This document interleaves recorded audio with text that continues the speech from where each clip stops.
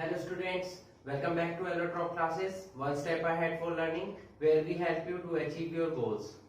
Students, last lecture में हमने discuss किया था लिमिटिंग मोलर कंडक्टेंस, कंडक्टेंस और कंडक्टिविटी के बारे में। वहां हमने एक टॉपिक पढ़ा था limiting molar conductance for strong and weak electrolytes. ठीक है, तो वहां पर मैंने आपको समझाया था कि वीक इलेक्ट्रोलाइट्स के लिए लिमिटिंग मोलर कंडक्टेंस की वैल्यू जो है एग्जैक्ट नहीं फाइंड आउट हो पाती है। ठीक है, तो उसी से रिलेटेड मैंने आपको समझाया था कि नेक्स्ट लेक्चर में हम डिस्कस करने वाले हैं एक इंपॉर्टेंट लॉ को, जो कि है कोलराश लॉ। तो आज हम उसी लॉ को डिस्कस करने वाले हैं। तो स्टार्ट करते हैं आज का लेक्चर। ओके, तो आज का लेक्चर हम स्टार्ट करेंगे एक इंपॉर्टेंट लॉ के साथ, जो लॉ है कोलराश लॉ। ओके, ये एक साइंटिस्ट थे फ्रेडरिक कोलराश, जिन्होंने इस लॉ के बारे में बताया था। ठीक है, तो सबसे पहले मैं आपको बता दूं कि कोलराश ने क्या किया।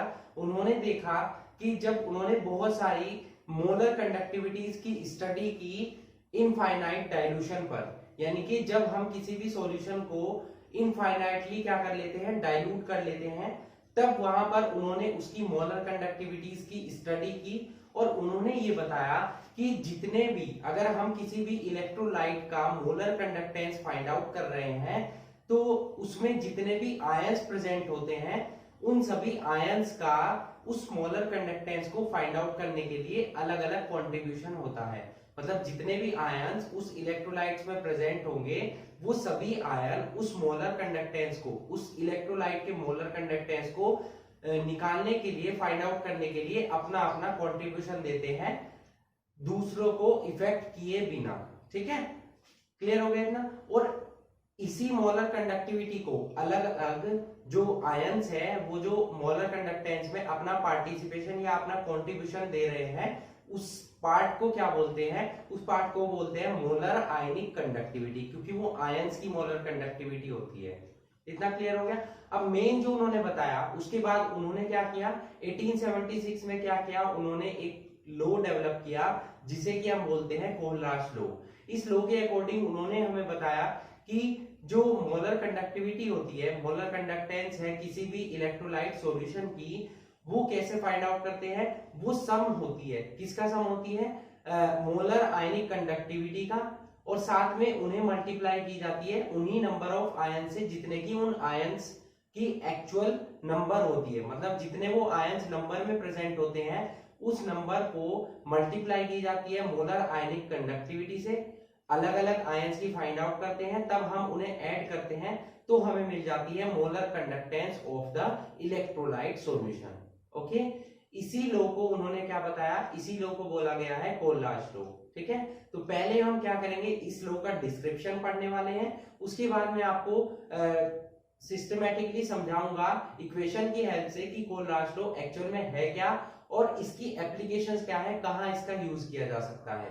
ओके ओके स्टूडेंट्स, तो first of all we will start with the definition of the Kohlrausch law. ठीक है, तो मैंने आपको क्या बताया, ये एक साइंटिस्ट थे, साइंटिस्ट का नेम क्या था, फ्रेडरिक कोलराश। ओके, इन्होंने डेवलप किया था कोलराश लॉ को। ठीक है, तो इन्होंने क्या किया, फ्रेडरिक कोलराश ने क्या किया, बहुत सारी जो सॉल्यूशंस है, इलेक्ट्रोलाइट सॉल्यूशन है, उनकी मोलर कंडक्टिविटीज की स्टडी की at infinite dilution. Infinite dilution पर उन्होंने स्टडी की। Friedrich Kohlrausch the molar conductivities of solutions at indefinite dilution।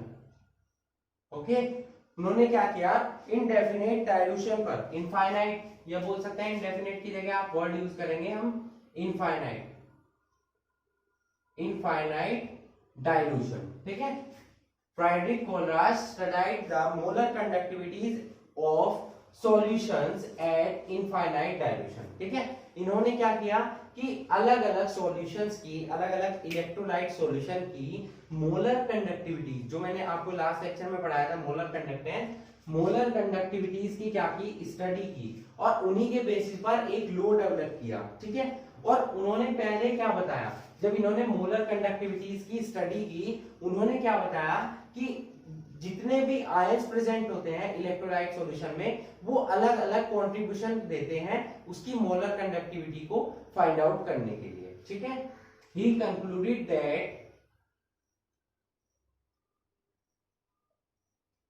each ion makes its contribution to find the molar to find the total molar conductance,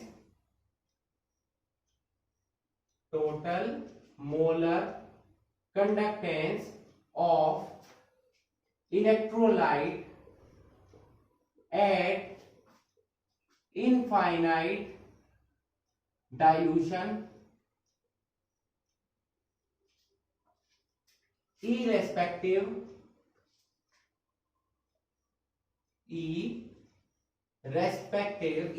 का मतलब without any effect. ठीक है, irrespective of the nature of the other ion of the electrolyte।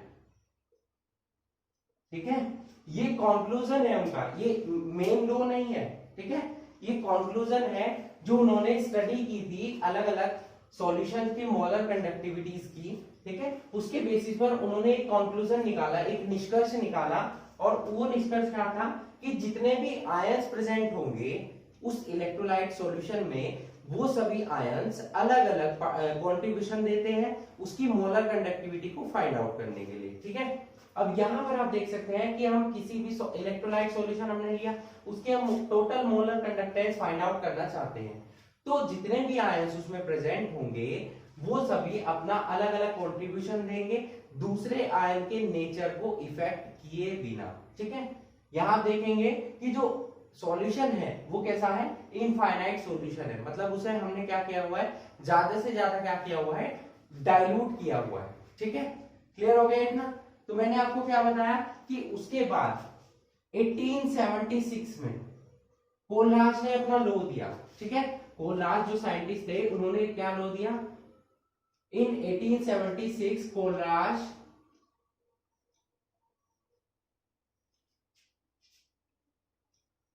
gives a law which states that, जो हमें क्या बताता है, कोलराज law के अकॉर्डिंग हमें क्या पता चलता है। ओके, ये देखने वाले हैं अब हम उसकी मतलब की मेन डेफिनेशन क्या है कोलराज लॉ की। ये सभी जो हमने पढ़ा है ये तो है उसका कंक्लूजन। ठीक है, जो उन्होंने प्रैक्टिकली देखा उसके बाद वो किस निष्कर्ष पर पहुंचे, और उसी के बाद उस निष्कर्ष के बाद उन्होंने क्या किया, एक लॉ डेवलप किया जिसे हम क्या बोलते हैं, कोलराज लॉ। ठीक है, तो क्या है कोलराज लॉ की डेफिनेशन, आइए देखते हैं। तो डेफिनेशन क्या है कोलराज लॉ की students, the total molar conductivity of an electrolyte is equal to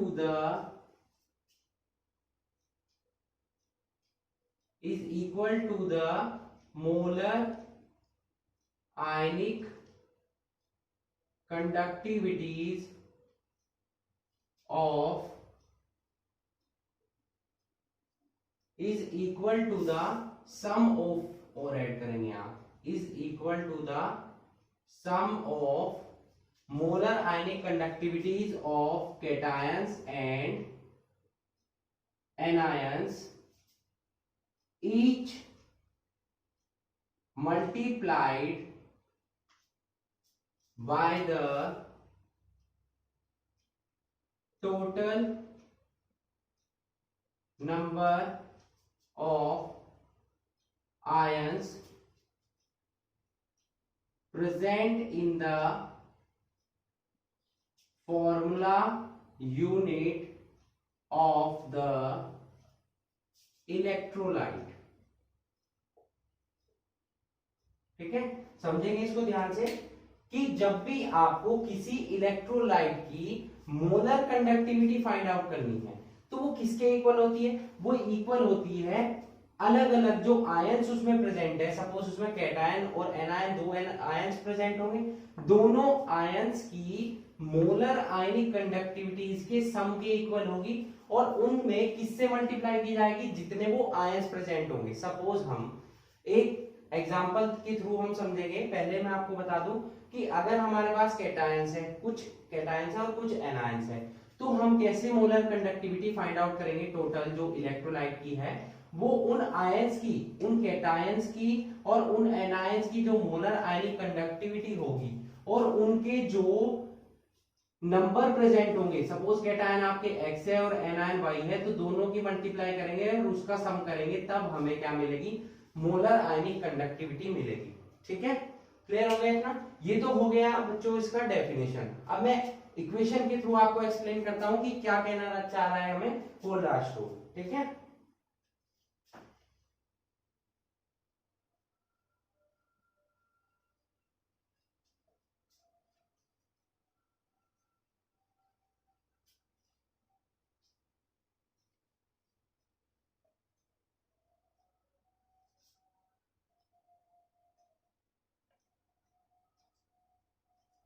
suppose हमारे पास एक इलेक्ट्रोलाइट है बच्चों। ठीक है, उसमें कैटायंस भी हैं, इलेक्ट्रोलाइट हमारे पास प्रेजेंट है, उसमें कैटायंस भी प्रेजेंट है और उसमें एनायंस भी प्रेजेंट है। ठीक है, सपोज हमने ले लिया इलेक्ट्रोलाइट AX और BY, ये हमारे पास एक इलेक्ट्रोलाइट है। ठीक है, तो ये डिसोसिएट कैसे होगा, आयंस में कैसे कन्वर्ट होगा, AX/BY कैसे ये आयंस का फॉर्मेशन करेगा। ठीक है, देखिए पहले X number of cations present है, A और इस पर चार्ज कितना आएगा, Y पॉजिटिव। ठीक है, क्योंकि ये क्या हो गया, कैटायन हो गया। अब उसके बाद YB ये हो जाएगा X निगेटिव, ये हो गया एनायन। इस तरीके से डिसोसिएट हो गया। भाई एक के ऊपर जितना चार्ज होगा, जितने उसके नंबर होंगे, उतना ही पॉजिटिव या नेगेटिव चार्ज दूसरे के ऊपर प्रेजेंट होगा। ठीक है, समझ आया आपको इतना? अब इसकी आपको मोलर कंडक्टिविटी आपको निकालनी है। क्या निकालनी है, मोलर कंडक्टिविटी आपको निकालनी है, जिसको हम किससे डिनोट करते थे, लैम्डा नोट m से। ठीक है, ध्यान रखिएगा कि मोलर कंडक्टिविटी जो है, अगर अलग अलग आयंस की ले रहे हैं तो उनको हम क्या बोलते हैं, मोलर आयनिक कंडक्टिविटी। ठीक है, तो मोलर आयनिक कंडक्टिविटी किसके इक्वल हो जाएगी, AX और BY। इसकी कैसे फाइंड आउट करेंगे, इसकी मोलर आयनिक कंडक्टिविटी आप कैसे फाइंड आउट कर सकते हैं, इसकी मोलर आयनिक कंडक्टिविटी कैसे निकालेंगे हम, देखिए ये तो हो गया लैम्डा, इसको लैम्डा को ऐसे डिनोट करेंगे ताकि आप दोनों साइड में कंफ्यूज ना हो। ठीक है, ये तो टोटल के लिए हमने यूज कर लिया और ये वाला लैम्डा हम यूज कर रहे हैं अलग अलग आयंस की कंडक्टिविटी के लिए। ठीक है, ये है total molar conductivity of electrolyte और ये लैम्डा जो शो कर रहा है, ये शो कर रहा है molar ionic conductivity of cations and anions. ठीक है, तो ये हो जाएगा लैम्डा 0। अब देखिए यहां पर कैटायंस भी प्रेजेंट है और यहां पर एनायंस भी प्रेजेंट है। कैटायंस कितने थे हमारे पास, x, तो x से यहां मल्टीप्लाई होगी। उसके बाद Y पॉजिटिव, ये हो गया कैटायंस के लिए, प्लस फिर y से मल्टीप्लाई होगी lambda note B x negative, ये हो गया एनायन के लिए। ठीक है, इतना समझ में आया आपको? ये कैटायन के लिए हो गया, ये किसके लिए हो गया, एनायन के लिए हो गया। तो ये हमारी इक्वेशन बन गई। टोटल मोलर कंडक्टिविटी निकालने के लिए हमारी इक्वेशन बन गई। अलग अलग मोलर आयनिक कंडक्टिविटीज आप निकालेंगे, उसको मल्टीप्लाई किससे करेंगे, उन नंबर ऑफ कैटायंस और नंबर ऑफ एनायंस से करेंगे और फिर उनको हम ऐड कर देंगे, तब हमें क्या मिल जाएगी, molar ionic conductivity of the electrolyte solution. ठीक है, इतना क्लियर हो गया? अब एग्जांपल ले लेते हैं। सपोज हमारे पास सिंपल सा एग्जांपल लेते हैं हम, एक इलेक्ट्रोलाइट प्रेजेंट है NaCl। ठीक है, सबसे सिंपल है। अब NaCl आपको पता है किसमें डिसोसिएट होगा, Na पॉजिटिव और Cl निगेटिव में। ठीक है, किसमें डिसोसिएट होगा, Na पॉजिटिव Cl निगेटिव। तो इसकी मोलर आयनिक कंडक्टिविटी कैसे निकालेंगे हम NaCl की, वो किसके इक्वल होगी, lambda note Na positive plus lambda nought Cl negative. ठीक है, अब यहां ध्यान देंगे, यहां हमने किसी नंबर से मल्टीप्लाई नहीं की।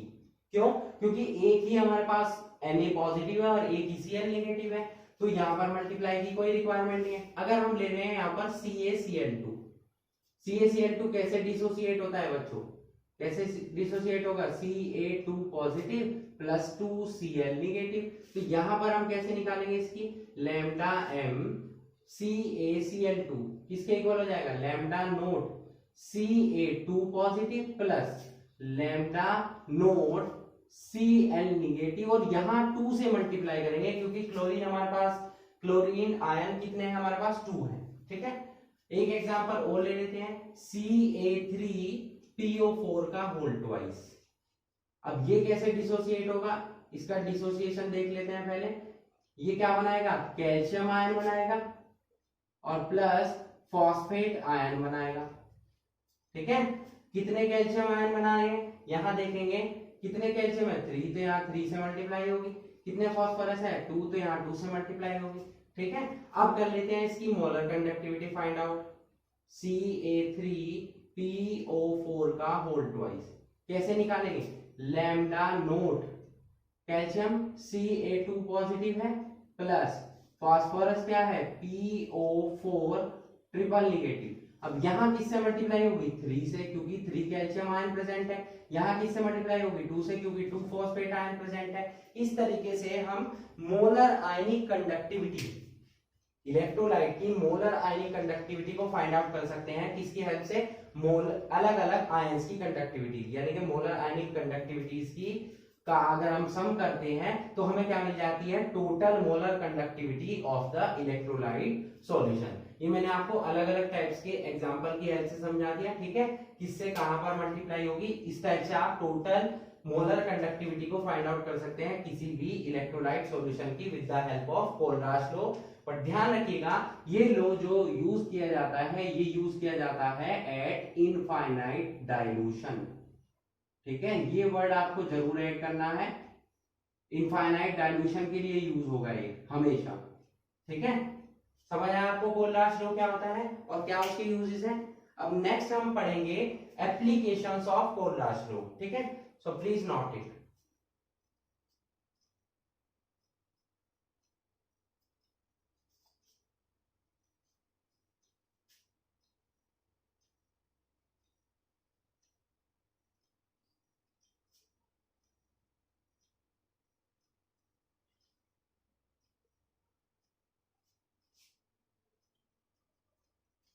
नेक्स्ट चलते हैं एप्लीकेशंस ऑफ कोलराश लॉ पर। ठीक है, कहां कहां यूज किया जाता है एप्लीकेशंस में कोलराश लॉ का। सबसे पहले हम यूज करेंगे इसको calculation of degree of dissociation. Degree of dissociation को फाइंड आउट करने के लिए इसका यूज किया जाता है।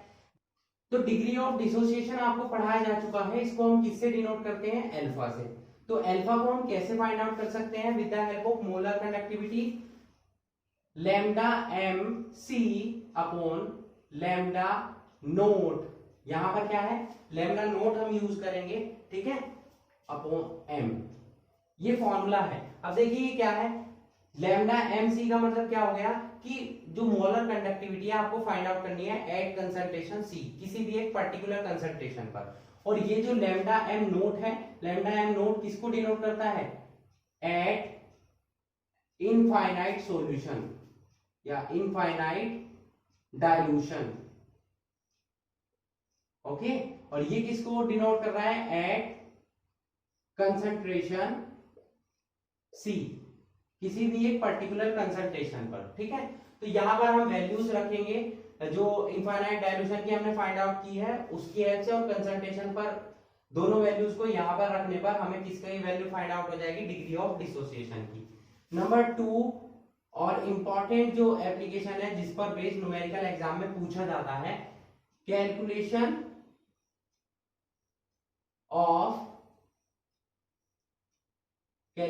Of molar conductivities of weak electrolytes at infinite dilution. जब हम सॉल्यूशन को इनफाइनाइटली डाइल्यूट कर लेते हैं वीक इलेक्ट्रोलाइट्स को, तो उनकी कंडक्टिविटीज को कैसे फाइंड आउट करते हैं। सपोज हमने एक वीक इलेक्ट्रोलाइट यहां पर हम यूज करने वाले हैं, जिस पर बेस्ड क्वेश्चन एग्जाम में कई बार पूछा गया है, जैसे कि वीक इलेक्ट्रोलाइट हम ले रहे हैं CH3COOH। इसकी आपको मोलर आयनिक कंडक्टिविटी फाइंड आउट करनी है। अब यहां पर आपको अलग अलग सॉल्यूशंस दिए जाएंगे, उनकी मोलर कंडक्टिविटीज दी जाएगी उनके आयंस की, और उसकी हेल्प से आपको किसकी मोलर कंडक्टिविटी निकालनी है, CH3COOH की। इतना क्लियर हो गया। तो CH3COOH की कैसे फाइंड आउट कर सकते हैं, लैम्डा नोट CH3COOH। ये क्या हो गया, molar conductivity of acetic acid. ठीक है, इसको कैसे निकालेंगे हम, लैम्डा नोट, यहां पर क्या आ जाएगा, CH3COO नेगेटिव, क्योंकि जब ये CH3COOH डिसोसिएट होगा तो ये किस में डिसोसिएट होगा बच्चों, CH3COO नेगेटिव में और H पॉजिटिव में। ये आपको सभी को पता है। ठीक है, अब आपको अलग अलग सॉल्यूशन दिए हुए हैं, यहाँ पर KCl मिलेगा एक सॉल्यूशन आपको, एक मिलेगा CH3COOK और HCl। ठीक है, तो इनकी आपको मोलर कंडक्टिविटी पहले निकालनी होगी। देखिए लैम्डा m नोट, पहले हम बात कर लेते हैं KCl की, तो क्या निकलेगी इसकी, lambda nought K positive, lambda nought Cl negative. दूसरा lambda nought m CH3COOK equals to किसके हो जाएगा, लैम्डा नोट, ये किसमें डिसोसिएट होगा, CH3COO negative plus lambda nought K positive. ठीक है, इन दोनों में डिसोसिएट हो जाएगा। उसके बाद अगर हम बात करें HCl की, तो लैम्डा m HCl की, इसमें डिसोसिएट होगा लैम्डा नोट H पॉजिटिव और लैम्डा नोट Cl नेगेटिव। अब इनकी अलग अलग वैल्यूज आपको दी जाएगी और इनका यूज करके आपको फाइंड आउट करनी होगी मोलर कंडक्टिविटी ऑफ CH3COOH। तो कैसे फाइंड आउट करेंगे हम मोलर कंडक्टिविटी ऑफ CH3COOH।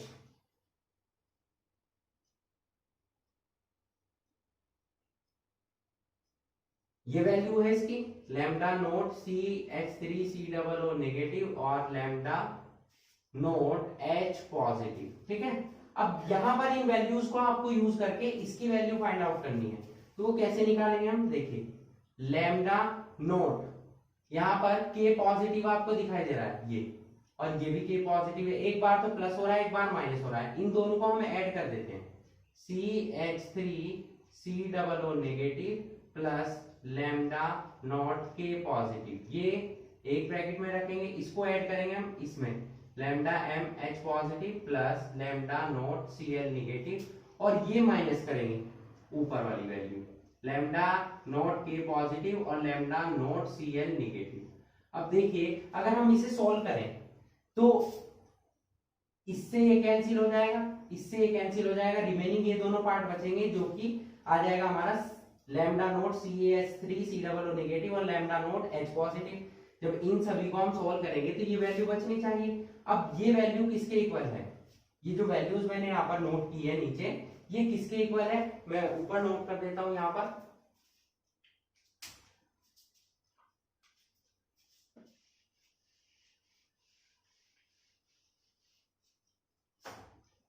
यहां पर देखेंगे ये जो वैल्यूज है, लैम्डा नोट m CH3COOH, ये हमें फाइंड आउट करनी है। ये किसके इक्वल है, ये देखिए ये वाली वैल्यू किसके इक्वल है, ये वैल्यू कहां से आई थी, लैम्डा नोट CH3COO नेगेटिव और लैम्डा नोट K पॉजिटिव, ये कहां से आई वैल्यू, यहां से, lambda nought m CH3COOK plus ये वैल्यू कहां से आई थी, HCl से, तो lambda nought m HCl minus ये वैल्यू कहां से आई थी, KCl से, लैम्डा m KCl। तो देखिए ये फॉर्मूला आपका बन चुका है। इस तरीके से अलग अलग फॉर्मूले बनाकर आप किसी भी इलेक्ट्रोलाइट सॉल्यूशन की, वीक इलेक्ट्रोलाइट सॉल्यूशन की मोलर कंडक्टिविटी को फाइंड आउट कर सकते हैं। जब आपको अलग अलग सॉल्यूशंस की क्या दी हुई हो, मोलर कंडक्टिविटी दी हुई हो, तो इस तरीके की इक्वेशन बनाकर उसको सॉल्व करके आप उस अननोन वीक इलेक्ट्रोलाइट की अननोन मोलर कंडक्टिविटी को फाइंड आउट कर सकते हैं। ठीक है, ये थी इसकी सेकंड एप्लीकेशन। इस पर बेस्ड न्यूमेरिकल भी मैं आपको कराऊंगा। ठीक है, इंपॉर्टेंट है काफी। उसके बाद चलते हैं हम थर्ड एप्लीकेशन पर। ठीक है, आप इसे नोट कर लीजिए।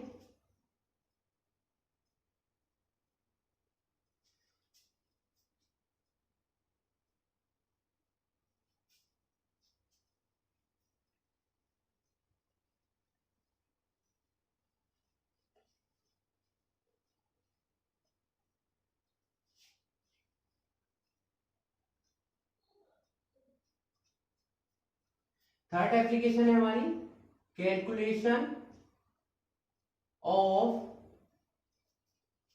solubility of sparingly soluble salt। Okay, अब ये स्पेरिंगली सोल्यूबल साल्ट, इस वर्ड का मीनिंग क्या है? Actual meaning, sparingly soluble salt किसको बोलते हैं? ऐसा साल्ट जिसकी सॉल्युबिलिटी जो है वाटर में क्या हो, बहुत ही कम हो। ठीक है, यानी कि वो वाटर में इजीली डिसॉल्व ना होता हो। ठीक है, इतना समझ में आया? जो स्पेरिंगली सोल्यूबल साल्ट है, इनकी सॉल्युबिलिटी वाटर में क्या होगी, कम होगी। ये वाटर में नहीं घुलेंगे, आप इन्हें डिसॉल्व करने की कोशिश करेंगे बट ये डिसॉल्व नहीं होंगे। दैट मीन्स क्या हो गया, इसका मीनिंग क्या हो गया? They are saturated. ये क्या हो जाएगा भाई? ऐसा साल्ट जो वाटर में और डिसॉल्व ना हो रहा हो, उसको हम क्या बोलते हैं? ऐसे सॉल्यूशन को हम क्या बोलते हैं? Saturated solution. ठीक है, और अगर वो डिसॉल्व हो रहा हो तो उसको हम अनसैचुरेटेड बोलते हैं। तो यहां पर जब ये डिसॉल्व नहीं हो रहा है, इसकी सॉल्युबिलिटी कम है, that means they are saturated. ठीक है, अब ये जब सैचुरेटेड है तो इनकी जो मोलैरिटी इक्वल होगी, इनकी मोलैरिटी किसके इक्वल हो जाएगी? सॉल्युबिलिटी के। मोलैरिटी इक्वल किसके हो जाएगी? सॉल्युबिलिटी के। ठीक है, तो जो हमने आपको फॉर्मूला पढ़ाया हुआ है लैम्डा एम नोट का, जो हमने मोलर कंडक्टिविटी का फॉर्मूला आपको पढ़ाया हुआ है, वो क्या पढ़ाया था? Kappa into 1000 divide by M, ये पढ़ाया था। अब यहां पर हम m की जगह क्या यूज कर सकते हैं? m की जगह हम यूज कर सकते हैं s, यानी कि सॉल्युबिलिटी। तो इस तरीके से अगर आपको मोलर कंडक्टिविटी पता है, ठीक है, तो आप उस गिवन स्पेरिंगली सोल्यूबल साल्ट की सॉल्युबिलिटी को फाइंड आउट कर सकते हैं। ये जो S है, ये क्या है? Solubility of sparingly soluble salt. ठीक है, और अगर आपको मोलर आयनिक कंडक्टिविटी या मोलर कंडक्टिविटी पता है उस इलेक्ट्रोलाइट की, तो आप उस स्पेरिंगली सॉल्युबल साल्ट की सॉल्युबिलिटी भी फाइंड आउट कर सकते हैं। ठीक है, क्लियर हो गया? तो ये तीन इंपॉर्टेंट एप्लीकेशंस मैंने आपको पढ़ाई हैं कोलराश लॉ की।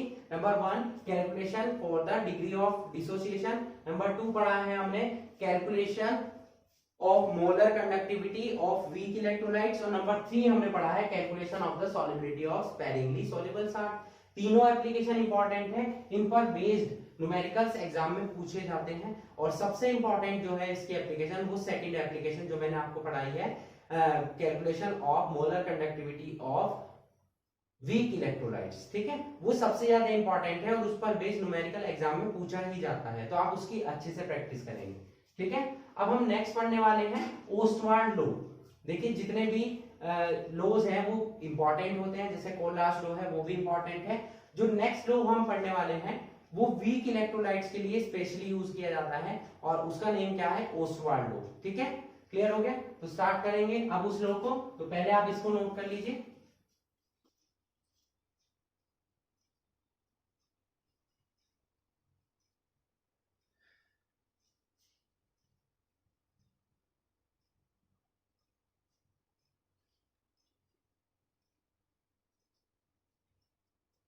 नेक्स्ट लॉ है बच्चों हमारा ओस्टवार्ड्स डाइल्यूशन लॉ।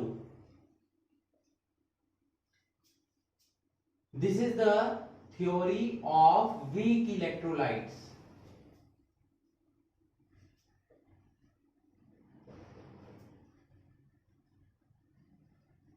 ओके, तो ये जो लो है Ostwald law, Ostwald dilution law, specially कहां पर वर्क करेगा, वीक इलेक्ट्रोलाइट्स के लिए वर्क करेगा, ठीक है। और इसकी हेल्प से हम क्या फाइंड आउट कर सकते हैं, इसकी हेल्प से हम फाइंड आउट कर सकते हैं कंसंट्रेशन ऑफ द सॉल्यूशन और डिग्री ऑफ डिसोसिएशन और आयनाइजेशन। मींस अल्फा और सी, यानी कि अल्फा को हम क्या बोलते हैं, डिग्री ऑफ डिसोसिएशन या आयनाइजेशन, और सी क्या होती है, कंसंट्रेशन। इन दोनों टर्म्स को हम फाइंड आउट कर सकते हैं वीक इलेक्ट्रोलाइट्स की with the help of Ostwald dilution law, ठीक है। तो ओस्वाल्ड जो साइंटिस्ट थे उन्होंने क्या किया, जो केमिकल इक्विलिब्रियम की जो उन्होंने कंडीशंस थी उसको आयनिक इक्विलिब्रियम पर अप्लाई किया, ठीक है।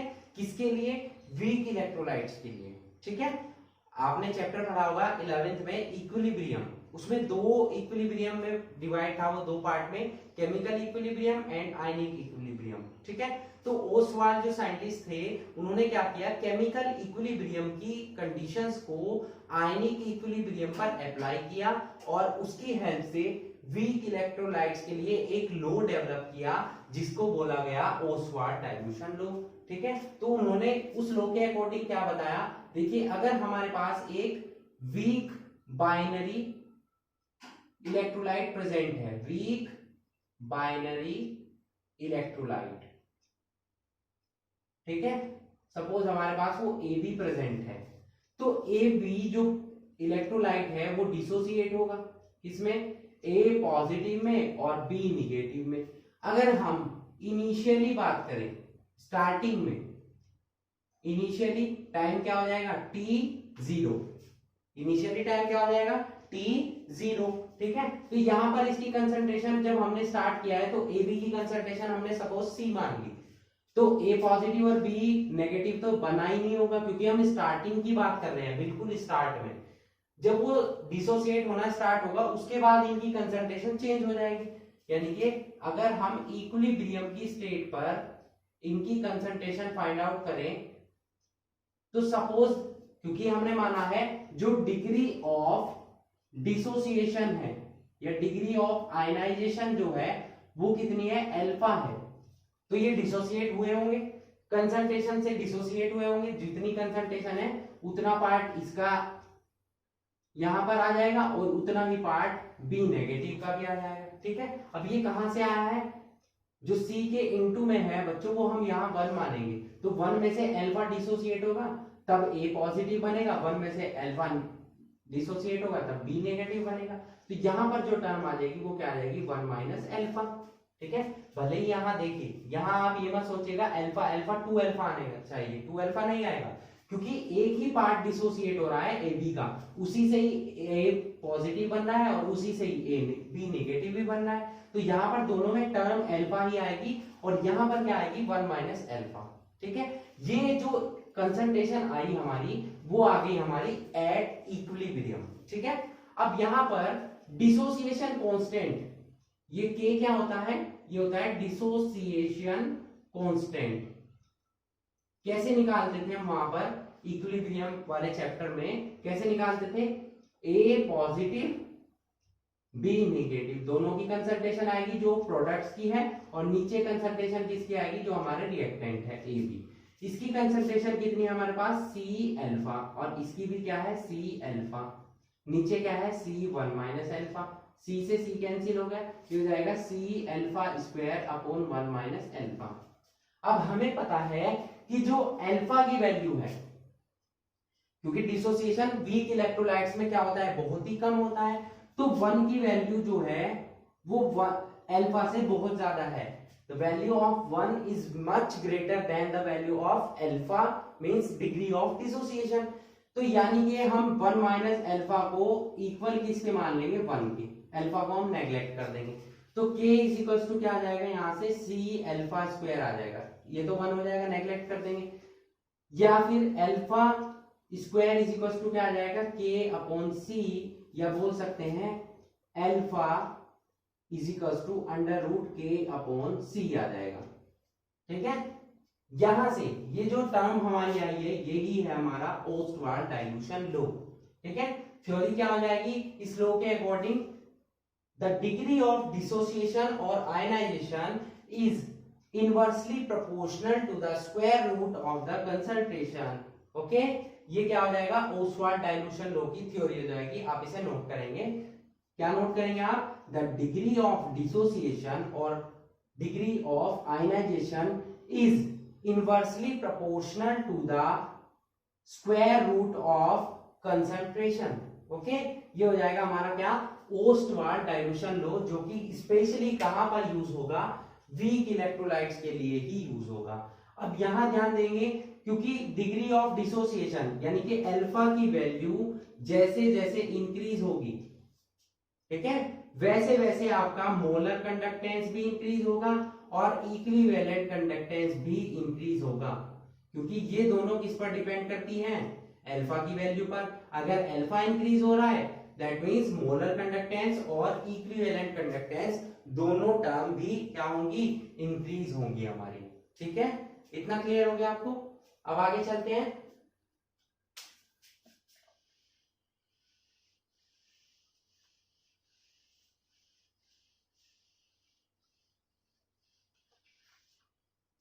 मैंने आपको क्या बताया ओस्वाल्ड डाइल्यूशन लॉ के अकॉर्डिंग, यहां बताया alpha is equal to under root K upon C.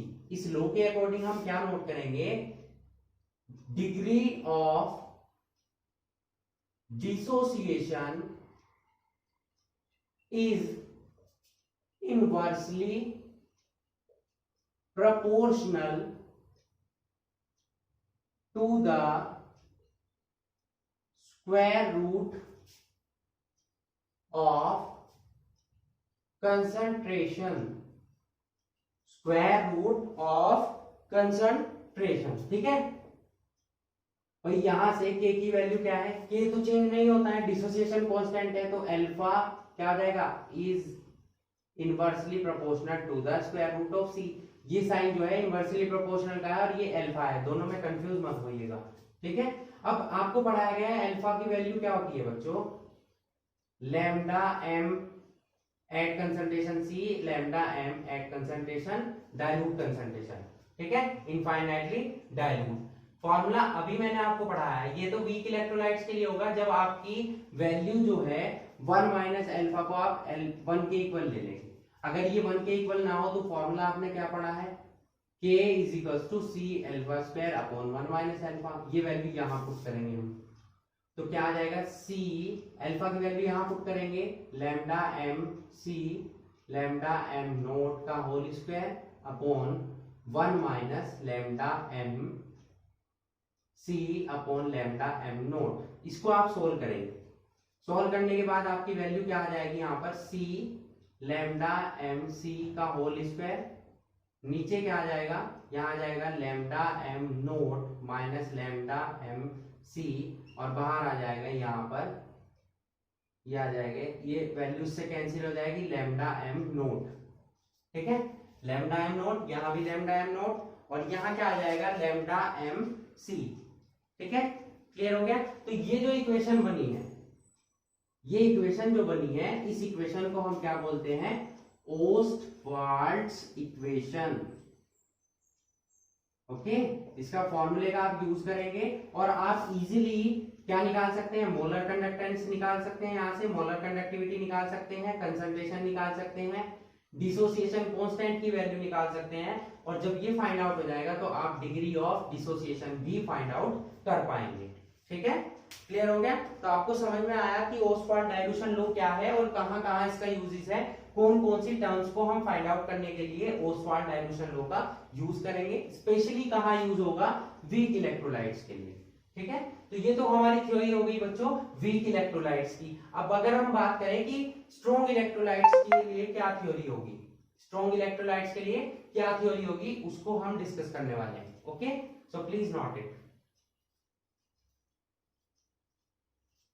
Next theory हम पढ़ेंगे अब बच्चों, थ्योरी ऑफ स्ट्रॉन्ग इलेक्ट्रोलाइट्स। अभी हमने जो थ्योरी पढ़ी वो थी वीक इलेक्ट्रोलाइट्स के लिए, ओस्टवाल्ड थ्योरी या ओस्टवाल्ड डाइल्यूशन थ्योरी।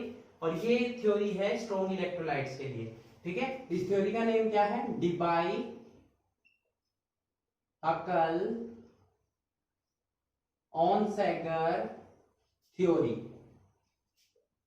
ठीक है, ये अलग अलग 3 साइंटिस्ट थे जिन्होंने स्ट्रॉन्ग इलेक्ट्रोलाइट्स के लिए ये थ्योरी डेवलप की और उसके पोस्टुलेट्स दिए। अभी हम इस थ्योरी के पोस्टुलेट्स को भी डिस्कस करने वाले हैं। उन्हीं तीनों साइंटिस्ट के नेम पर इस थ्योरी का नेम रखा गया है डिबाई हकल ऑनसेगर थ्योरी। ठीक है, तो क्या थी पोस्टुलेट्स इस थ्योरी की? वन बाय वन हम डिस्कस कर लेते हैं। नंबर 1 पोस्टुलेट क्या थी कि जब भी आप किसी भी स्ट्रॉन्ग इलेक्ट्रोलाइट को किसी पोलर मीडियम में डिसॉल्व करते हैं, पोलर मीडियम मतलब जिसमें आयंस का डेवलपमेंट हो जाए, जैसे कि वाटर हो गया, तो वो उसमें कंप्लीटली डिसोसिएट हो जाता है, अपने आयंस में कन्वर्ट हो जाता है। ये किसके लिए बात की गई? स्ट्रॉन्ग इलेक्ट्रोलाइट्स के लिए। ठीक है, तो फर्स्ट पोस्टुलेट क्या हो जाएगी? Strong electrolytes are completely ionized in polar medium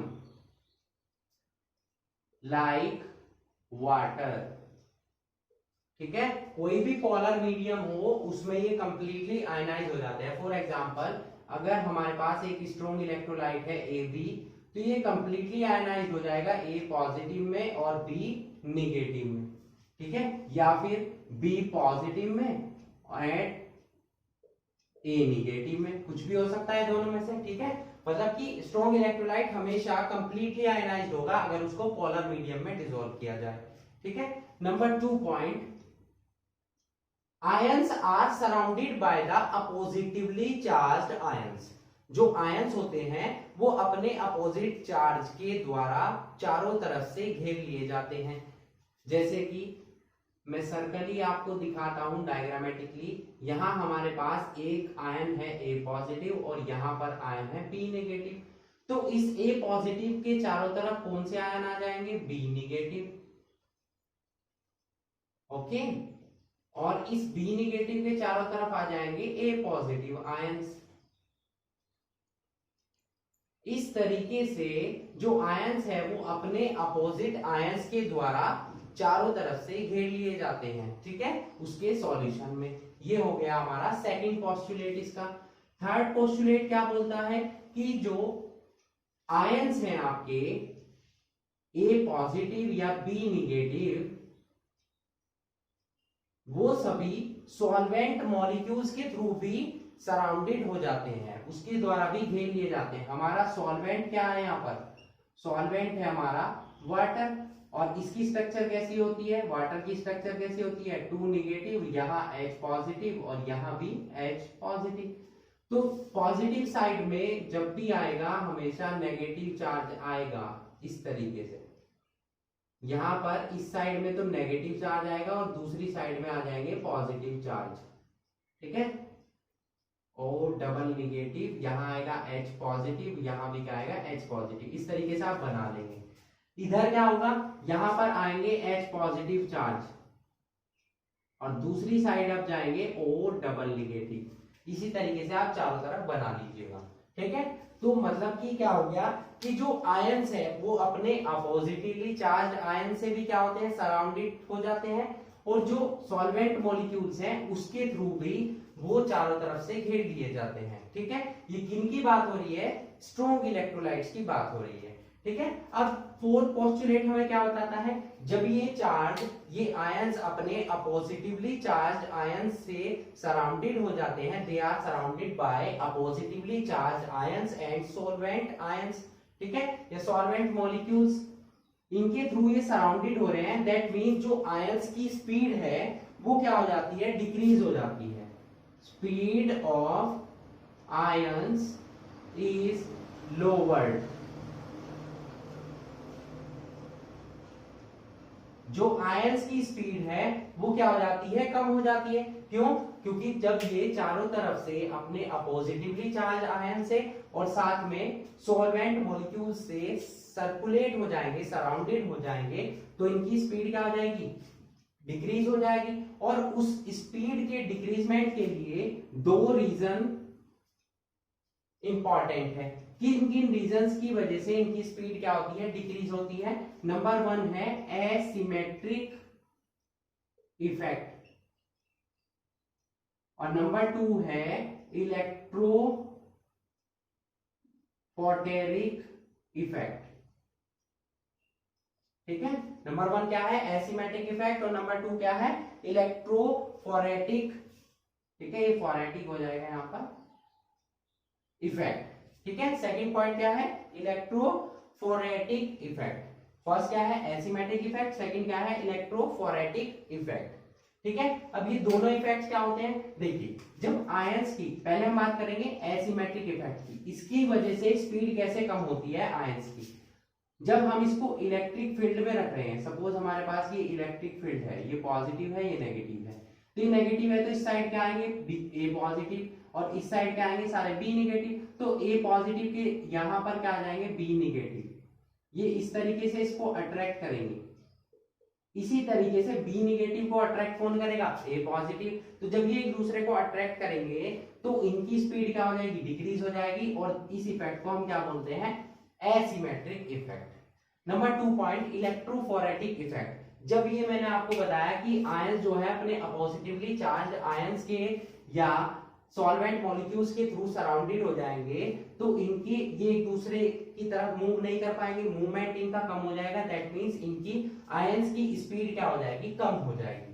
ठीक है, तो ये तो इंपॉर्टेंट पोस्टुलेट्स थी किसकी, थ्योरी ऑफ स्ट्रॉन्ग इलेक्ट्रोलाइट्स, या इसी थ्योरी को हम क्या बोलते हैं, डिबाई-हकल-ऑनसेगर थ्योरी।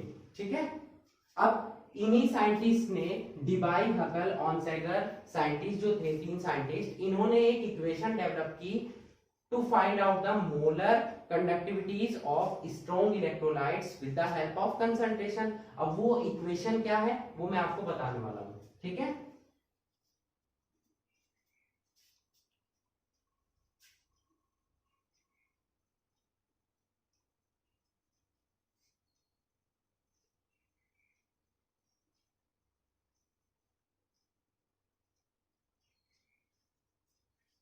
तो बच्चों क्या है वो इक्वेशन, इक्वेशन है lambda M is equals to lambda M naught minus A under root C. देखिए ये क्या है, मोलर कंडक्टेंस है, ये मोलर कंडक्टेंस कब है, एट इनफाइनाइट डाइल्यूशन, सी क्या है, कंसंट्रेशन, और ये ए क्या है, ए एक कांस्टेंट है। इस इक्वेशन को हम क्या बोलते हैं, डिबाई-हकल-ओसेंगर इक्वेशन, डिबाई-हकल-ऑनसेगर इक्वेशन। ठीक है, देखिए जैसे जैसे आप सॉल्यूशन को डाइल्यूट करते जाते हैं, जब हम सॉल्यूशन को डाइल्यूट करेंगे, जैसे जैसे हम डाइल्यूशन को इंक्रीज कर रहे हैं, तो स्पीड ऑफ आयंस भी क्या हो जाएगी, इंक्रीज हो जाएगी। ठीक है, स्पीड ऑफ आयंस की क्या हो जाएगी, इंक्रीज हो जाएगी। तो जो दोनों इफेक्ट मैंने आपको पढ़ाए हैं, कौन कौन से इफेक्ट, एसिमेट्रिक इफेक्ट और साथ में इलेक्ट्रोफोरेटिक इफेक्ट, ये दोनों क्या हो जाएंगे, डिक्रीज हो जाएंगे। भाई स्पीड इंक्रीज होगी तो ये दोनों इफेक्ट, इन दोनों इफेक्ट्स की वजह से स्पीड ऑफ आयंस डिक्रीज हो रही थी। अब स्पीड इंक्रीज हो रही है तो ये दोनों क्या हो जाएंगे, डिक्रीज हो जाएंगे। दैट मींस कंडक्टेंस भी आपकी इंक्रीज होगी। तो इसका मतलब क्या हो गया कि अगर आप डाइल्यूशन को इंक्रीज कर रहे हैं, अगर आपका डाइल्यूशन इंक्रीज हो रहा है तो आपकी कंडक्टेंस भी क्या होगी, इंक्रीज होगी।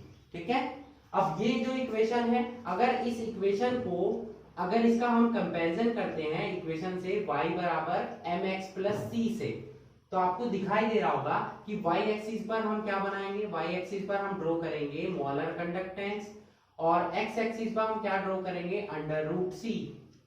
ठीक है, जब हम कंपैरिजन करेंगे तो यहां पर एक स्ट्रेट लाइन आपको दिखाई देगी इस टाइप से, ये स्ट्रेट लाइन आई, इस स्ट्रेट लाइन को आगे बढ़ाएंगे यहां पर, और जिस पॉइंट पर ये कट करेगी यहां पर, ये पॉइंट हमारा क्या हो जाएगा, ये पॉइंट हो जाएगा हमारा लैम्डा एम नोट।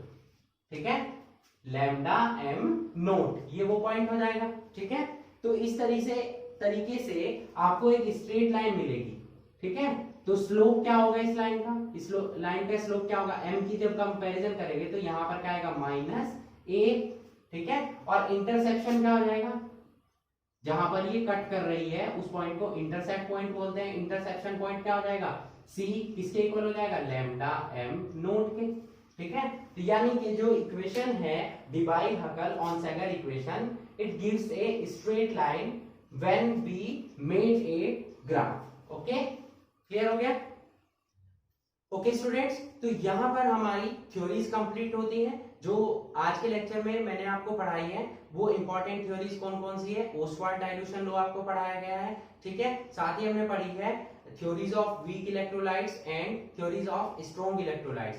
और इनके पहले हमने जो सबसे इंपॉर्टेंट लॉ पढ़ा है वो है कोलराज लॉ, जो कि एग्जाम में पूछा जाता है और उससे रिलेटेड एग्जाम में न्यूमेरिकल्स भी आपसे पूछे जाएंगे। ओके, तो आज के लिए बस इतना ही, और आगे आने वाले लेक्चर्स में हम आगे इस चैप्टर के अदर पॉइंट्स को डिस्कस करने वाले हैं।